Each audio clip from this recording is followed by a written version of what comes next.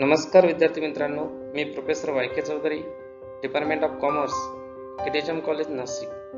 आज या व्हिडिओच्या माध्यमातून आपण बघणार आहोत की TY BCom या वर्गाचा ॲडमिशन फॉर्म कसा भरावायचा आहे तो शैक्षणिक वर्ष 2020-21 साठी. चला तर मग वेळ न घेता आपण बघूयात कसा फॉर्म भरावायचा आहे तो.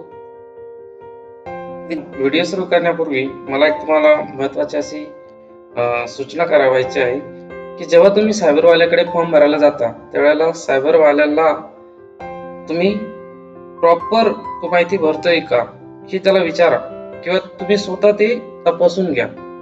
काय होतं, बऱ्याच वेळा सायबरवाला काहीतरी चुकीची माहिती टाकून देतो आणि नंतर तुम्हाला ते करेक्शन करायला कॉलेजमध्ये किंवा जी कोणी टेक्निकल टीम असेल महाविद्यालयाची त्या टीमकडे तुम्हाला बऱ्याच वेळा चक्रा माराव्या लागतात. म्हणून जो काही तुम्ही फॉर्म भराल तो फॉर्म भरताना काळजीपूर्वक सायबरवाला असेल किंवा तुम्ही स्वतः भरत असाल तर ती माहिती अचूक भरा, हीच एक माझी तुम्हा सर्वांना विनंती असेल. तर विद्यार्थी मित्रांनो, TY BCom या वर्गाचा ऍडमिशन फॉर्म आपल्याला भरावायचा असेल तर आपण दोन प्रकारे त्या वेबसाईटला जाऊ शकतो. तर आपण दोन्ही प्रकारे इथे बघूयात. सर्वात अगोदर केटीएचएम कॉलेज या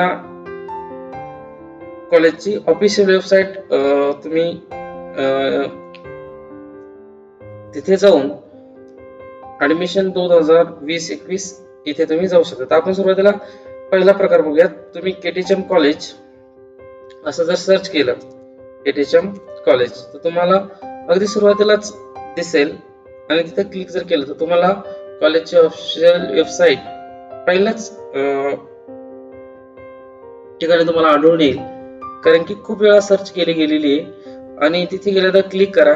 क्लिक केल्यानंतर डाव्या बाजूला बघा ऍडमिशन 2020-21 या टॅबवर जाऊन क्लिक करा आणि तिथून तुम्ही डायरेक्टली meperp.org या वेबसाईटच्या होम पेजला या. किंवा एक दुसरा मार्ग, तुम्ही डायरेक्टली इथे MEPERP असं जरी टाईप केलं आणि सर्च केलं तरी तुम्हाला ई कॅम्पस MEPERP.org अशी एक वेबसाईट दिसेल आणि तिथे क्लिक केल्यानंतर तिथे तुम्ही MEPERP.org या वेबसाईटच्या होम पेजला तुम्ही पोहोचा.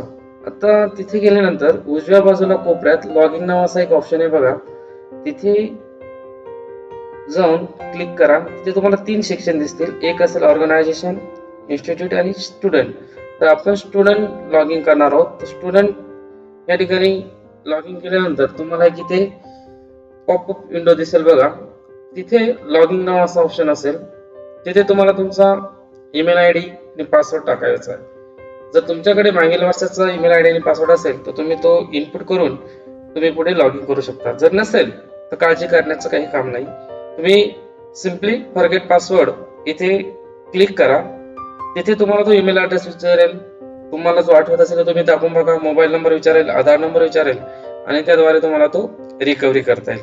आपण परत बॅक टू होम ला जाऊ. तिथं जाऊन आपण परत लॉग इन करूयात. आपण असं गृहीत धरूयात का तुमच्याकडे ईमेल आयडी पासवर्ड आहे. जर नसेल तर तुम्ही फॉरगेट करून तो रिकव्हर करू शकता. आणि नवीन युजर असेल तर तुम्ही रजिस्टर करून सर्व माहिती परत भरू शकता. पण माझ्या मते तुम्हाला ती गरज पडणार नाही, कारण की तुम्ही ऑलरेडी मागील वर्षी रजिस्ट्रेशन केलेलं आहे. तर आपण इथे ईमेल आयडी टाकून पुढे जाऊयात.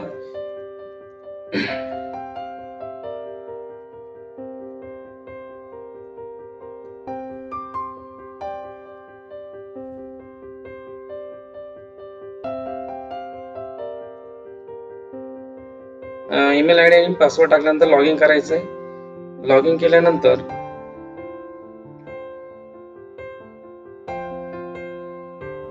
तुम्ही इथे सेव्ह करू शकता किंवा सेव्ह नाही करायचं नसेल तुम्ही नेव्हर म्हणू शकता. असं केल्यानंतर बघा इथे तुम्हाला या प्रकारची स्क्रीन दिसेल. इथे डाव्या बाजूला year 2020, students, enrolment, payment gateway, exam, e learning हे असे वेगवेगळे टॅब दिसतील. आणि इकडे कोपऱ्यामध्ये आपण आपल्याच ईमेल आयडी लॉग इन केलाय का ते एकदा व्हेरीफाय करून घ्यायचंय.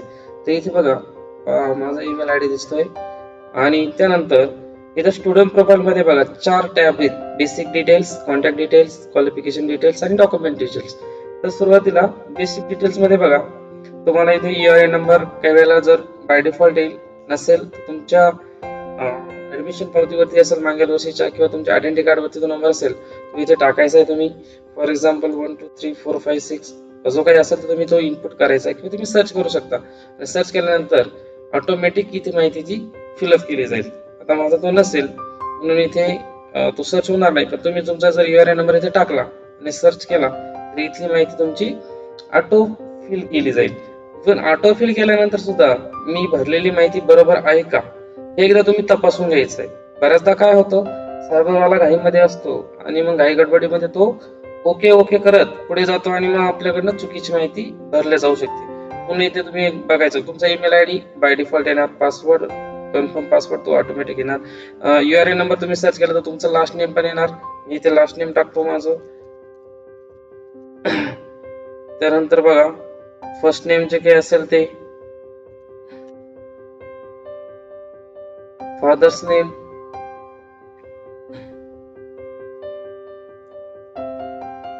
तुमची इथे ऑटो फिल होईल माहिती, तुम्हाला भरण्याची गरज पडणार नाही. आपण भरतो ग्रँडफादर वगैरे हे टाकू शकता तुम्ही. त्यानंतर इथं आधार नंबर तुम्ही तो बघून घ्यायचा आहे आपलाच आहे का तो व्हेरीफाय करून घ्या एकदा, तो महत्वाचा आहे. नंतर तुमची बर्थ डेट इथे ती बाय डिफॉल्ट येणार तुमची, किंवा तुम्ही इथे जाऊन करू शकता सर्च, पण करण्याची काही गरज नाही, डायरेक्टली तुम्ही घेऊ शकता. नंतर तुमचं बर्थ प्लेस जे असेल ते मी माझा टाकतोय, तालुका, ही सर्व माहिती ऑटोमॅटिकली येते आणि तुम्ही ती फिलअप, कारण की मागील वर्षी तुम्ही भरलेला आहे फॉर्म. हिंदू, तुमची कास्ट जी असेल ती,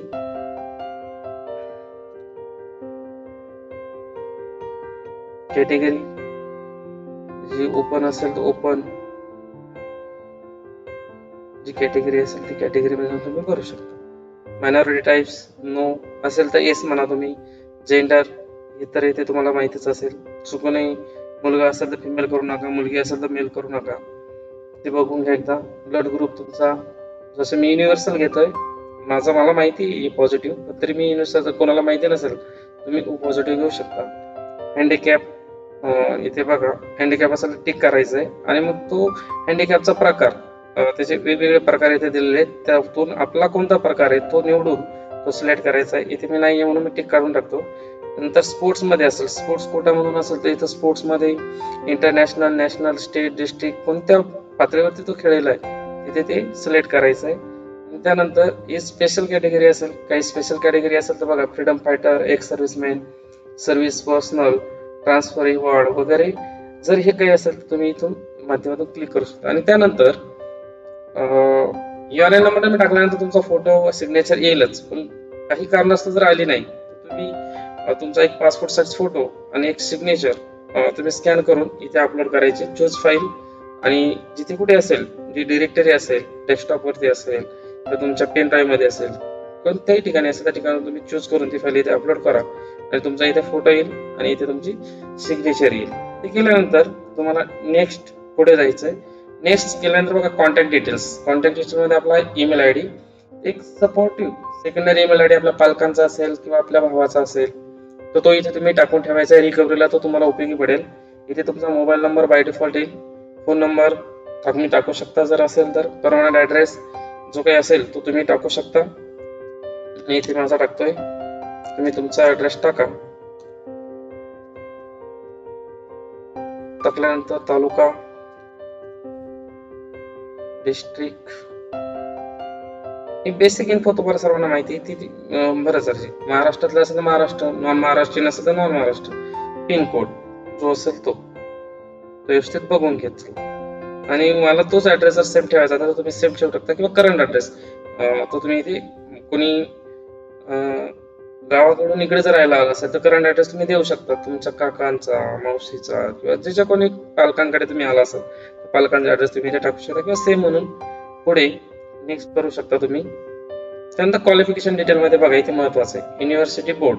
तुम्ही प्रिव्हियस क्वालिफिकेशन डिटेल म्हणजे तुम्ही SY बीकॉम पास होऊन किंवा FY बीकॉम पास होऊन आलेला आहात, तर इथे तुमचं काही सावित्रीबाई फुले पुणे युनिव्हर्सिटी पुणे असं इथे तुमचं येईल. शॉर्टकट टाकू नका. त्यानंतर इथे आपल्या कॉलेजचं नाव KRT आर्ट्स मी पूर्ण इथून मी शॉर्टकट मधून इथून मी कॉपी करून घेतोय. तुम्ही टाईप करू शकता इथे कॉलेज नाशिक. मी स्मार्ट वर्क केलं थोडं. केटीएम कॉलेज बरेच मुलं टाकतात, पण ते टाकणे गरज नाही. तुम्ही आपल्या कॉलेजचं पूर्ण नाव टाकायचं KRT arts BH commerce and EM science college Nashik. Passing year तुमचं असेल एप्रिल 2020. तुमचा रिझल्ट दिलेला आहे बघा. त्यानंतर सीट नंबर जो काही तुमचा असेल तो मी माझा बाय डिफॉल्ट टाकतोय. From mother international under same organization from mother institute. Yes, mother institute. त्यानंतर शिक्षण इथे तुम्ही सिनियर घ्याल. सिनियर मधून येईल तुमचा इथे कोर्स येईल तुमचा बीकॉम. देन इथे येईल तुमचं TY बीकॉम. तुम्ही आता TY बीकॉम ऍडमिशन घेताय म्हणून इथे TY बीकॉम येईल.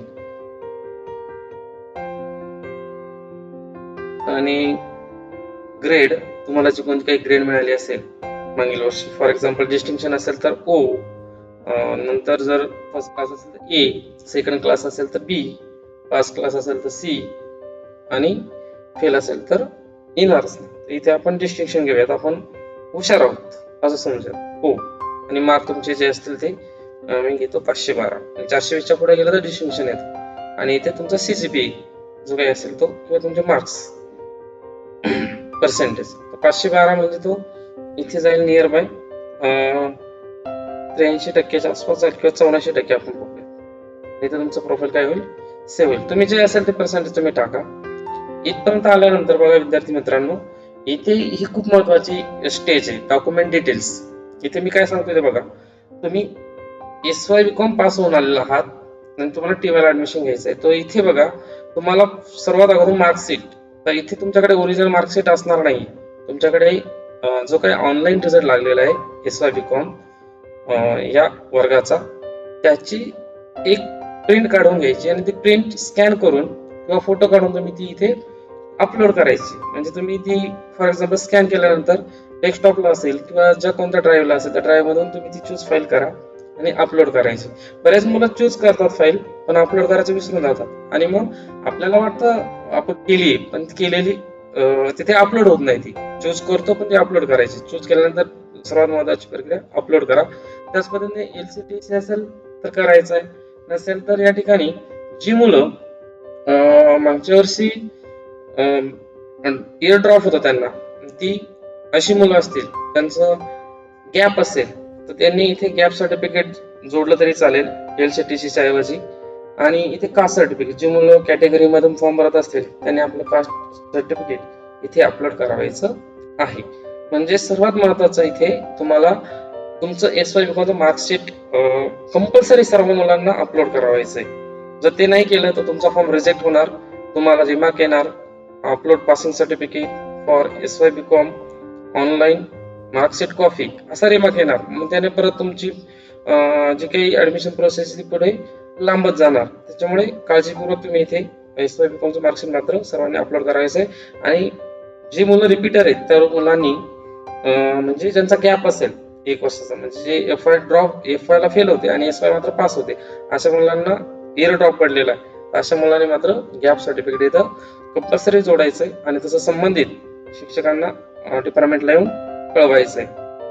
त्यानंतर आपण अपलोड केलेले डॉक्युमेंट्स बरोबर आहेत का हे बघायचं. इथे बघा एक डोळा आहे, त्या डोळा पासिंग सर्टिफिकेट ते जोडलेलं आहे का, त्याच्यावर जर क्लिक केलं तर तुम्हाला तिथे ओपन होणार. मी इथे आता केलेलं नाहीये. त्याच्यानंतर इथे LCTC किंवा नाही जोडला तुम्ही LCTC तरी काही हरकत नाही, असलाच पाहिजे असं काही नियम नाही. पण या ठिकाणी जर तुमचं इयर ड्रॉप असेल तर तुम्ही इथे गॅप सर्टिफिकेट अपलोड करून ते चेक करू शकता. नाहीतर इथे कॅटेगरी दिलं असेल, ओपन जनरल कॅटेगरीचे असतील त्यांना कास्ट सर्टिफिकेटची गरज नाही.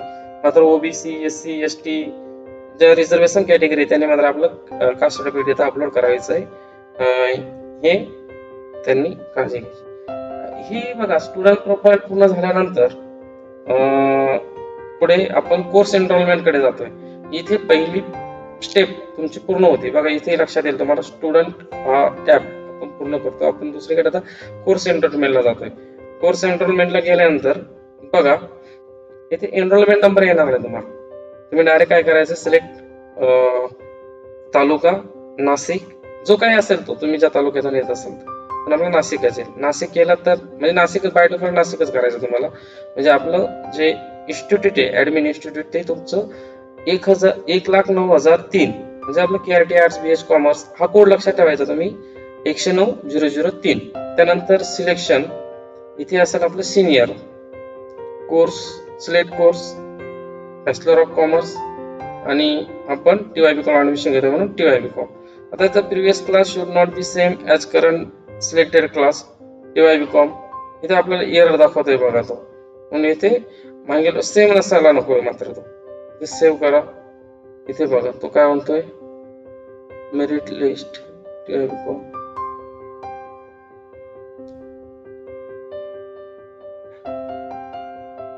SYB com TYB com.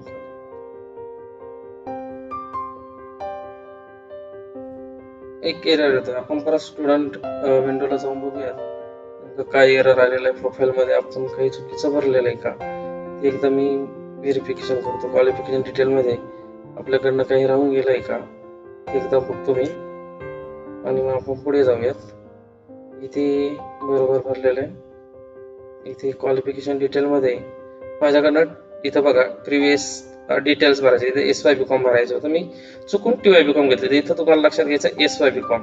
मला लक्षात हे सोपी आणि मायनर मिस्टेक माझ्याकडनं झाली होती. आपण सेव्ह करू प्रोफाईल आणि इथे बघा तुमचा प्रोफाईल काय झालेला आहे, सेव्ह झालेला आहे. आणि इथे आपण डॉक्युमेंट अपलोड केलेले आहेत.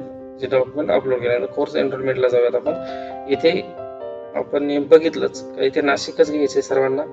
नंतर मग केआरटी आर्ट्स जे आपलं इन्स्टिट्यूट असेल ते, selection senior, select course, bachelor of commerce, select class TYB com. आणि मग इथे बघा तुम्ही TYB कॉम सिलेक्ट खाली ऑटोमॅटिक वेगवेगळ्या फील्ड्स येतात. बँक नेम जे असेल तुमची, for example bank of Maharashtra, कोणाची स्टेट बँक ऑफ इंडिया असेल, बँक ऑफ बडोदा असेल, जी कोणती असेल ती बँकेचे डिटेल तुम्ही इथे टाकायचं आहे. नंतर ब्रँच जी कुठे असेल ती, जी तुमची असेल ती,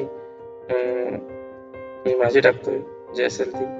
आणि इथे 11 अंकी नंबर जो तुमचा असेल तो, जो कोणताही असेल तो. इथे MICR कोड, त्याला मायक्रो कोड असेल, मग तो असेल तर ठीक, नसेल तर तो टाकू नका, असेल तर टाकून द्या तुम्ही जो काही असेल तो. त्याच्यानंतर IFSC कोड जो सर्वांना माहितीच असायला हवा.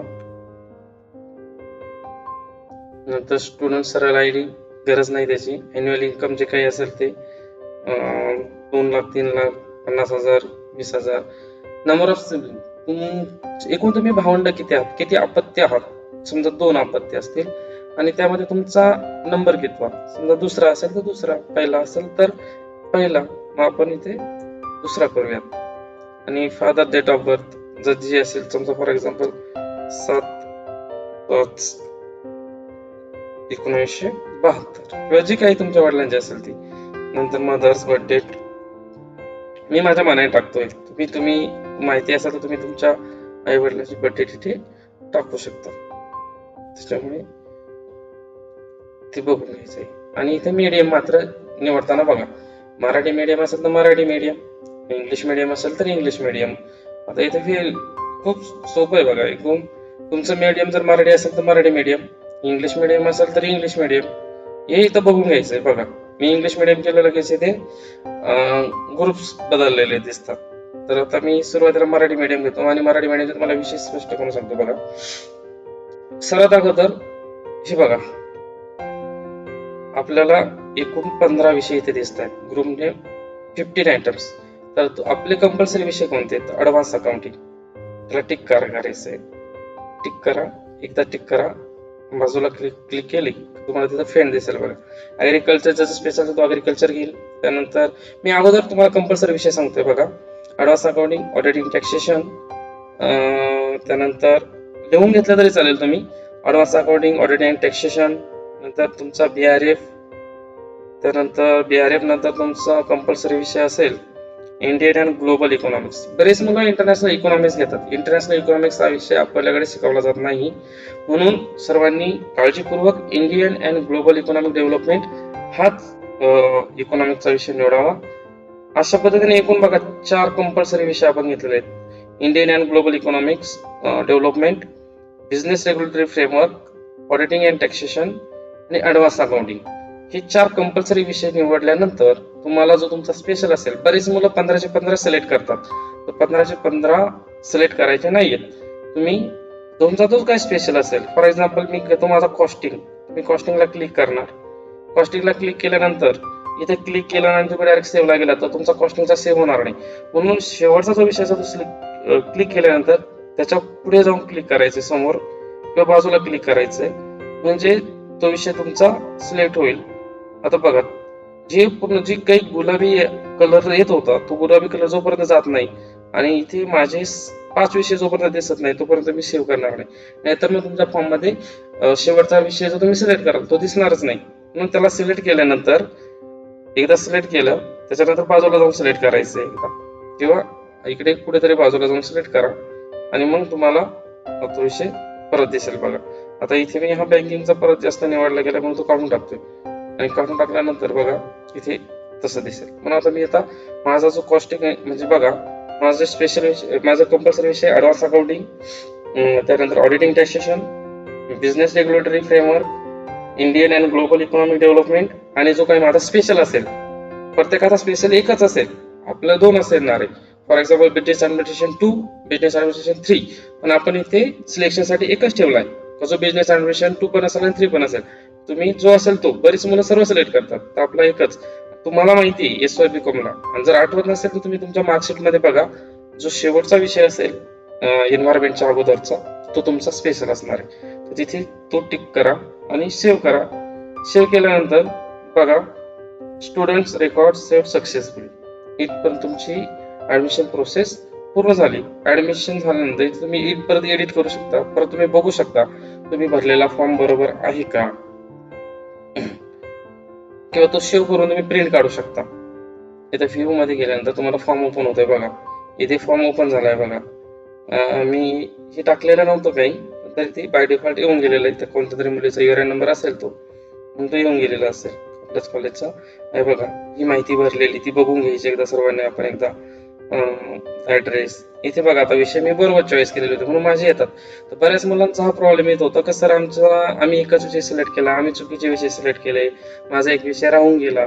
तर विषयाच्या बाबतीत जर काही तुमची तक्रार असेल त्याच्याकडे सध्या दुर्लक्ष करा. तुमचं ऍडमिशन होणं महत्वाचं आहे. शेवटी विषय आपण नंतर सिलेक्ट करून तिचं करेक्शन करून घेणार आहोत. तर अशा पद्धतीने इथे मी फॉर्म भरताना बरोबर भरलाय म्हणून माझे विषय सर्व दिसत आहेत. Advance accounting, auditing, taxation, business rule framework, त्याला आपण मर्कंटाईल लॉ असं म्हणतो, cost and work accounting, Indian and global economic development. आणि अशा पद्धतीने फॉर्म तुम्ही प्रिंट काढून तुमच्याकडे सांभाळून ठेवायचा. ज्यावेळेला कॉलेज तुमचं सुरू होईल रेग्युलर त्यावेळेला तुम्हाला मात्र तो डॉक्युमेंट सह जमा करायचा आहे तुम्हाला. इथे तुमच्या सिग्नेचर असतील, सिग्नेचर स्टुडंट्स, त्यानंतर पुढे तुमच्या पालकांचं जे काही ऍफिडेव्हिट असेल अँटी रॅगिंग संदर्भात, इथे त्यांची सिग्नेचर, इथे त्यांची सिग्नेचर, हा सर्व फॉर्म तुम्ही फिलअप करून व्यवस्थित कुठेतरी सेफ ठिकाणी ठेवायचा आहे. आणि जेव्हा कॉलेज सुरू होईल त्यावेळेला मात्र तुम्ही तो जमा करायचा आहे. हे तुम्ही लक्षात ठेवायचं आहे, कुठे कुठे सिग्नेचर कुठे काय. आणि एकदा हे असं तुम्ही फॉर्म सबमिट केला की आमच्याकडे तो येणार बघा, इथे ऍडमिशन फॉर्म सबमिटेड.